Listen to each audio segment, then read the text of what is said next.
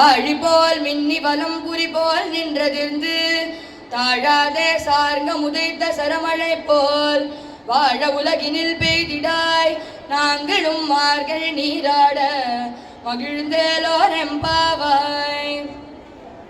நாலாவது பாசுரத்துல ஆண்டாள் என்ன சொல்றா அப்படின்னா, போன பாசுரம் மூன்றாவது பாசுரத்துல இந்த பாவை நோன்பு பண்றதுனால என்னெல்லாம் நமக்கு கிடைக்கும் அப்படிங்கிறதோட கண்டினியூஷனா மழை எப்படி பெய்யணும் அப்படிங்கிறத இந்த பாசுரத்துல வருணன், அதாவது ரெயின் காட் கிட்ட பிரார்த்தனை பண்ணி சொல்றா. ஆழிமழை கண்ணா ஒன்று நீ கைகரவேல், வருணதேவனை பிரார்த்தனை பண்றா. இது மாதிரி நீ எனக்கு ஒரு ஹெல்ப் பண்ணணும், ஒன்று நீ கைகரவேல்.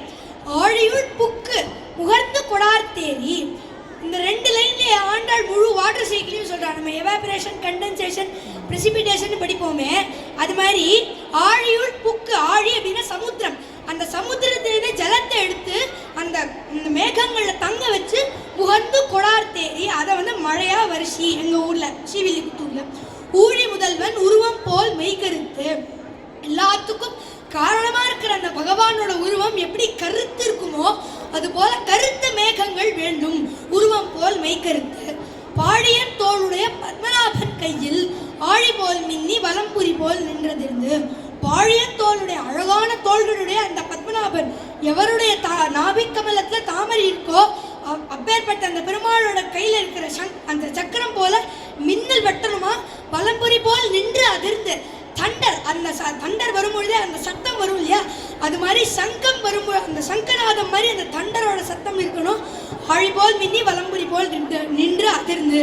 தாழாதே சார்ங்கம் உதைத்த சரமழை போல், சாரங்கம் பெருமாளோட வில்லான அந்த சாரங்கத்திலேருந்தே எப்படி சரமழை அம்புக்கள்லாம் எப்படி மழை மாதிரி பாயுமோ அது மாதிரி மழை வரணும் அப்படின்னு ஆண்டாள். அப்புறம் திடீர்னு தோணிது ஆண்டாளுக்கு, என்னடா இது நம்ம இவ்வளோ டிஸ்கிரைப் பண்ணிட்டோமே, எங்கேயாவது சென்னையில் மிச்சாங் புயல் வந்த மாதிரி ஸ்ரீவில்லிபுத்தூர்லேயே வந்துட போகிறது அப்படிங்கிறதுனால வாழ உலகினில் பெய்திடாய், நாங்களாம் இருக்கிற மாதிரி உலகில் பெய்யணும் மழை. மார்கழி நீராட மகிழ்ந்தேலோ ரெம்பாவாய், நாங்களாம் அந்த மார்கழி மாசத்துல நீராடுறதுக்கு ஒரு ஹெல்ப் பண்ற மாதிரி மழை பெய்யணும் அப்படின்னு ஆண்டாள் இந்த நாலாவது பாசுரத்தை சொல்றா. இந்த பாசுரமே தமிழ் டீச்சருக்குலாம் ரொம்ப பிடிச்ச பாசுரம். ஏன்னா இதுல 11 நகரம் வருது.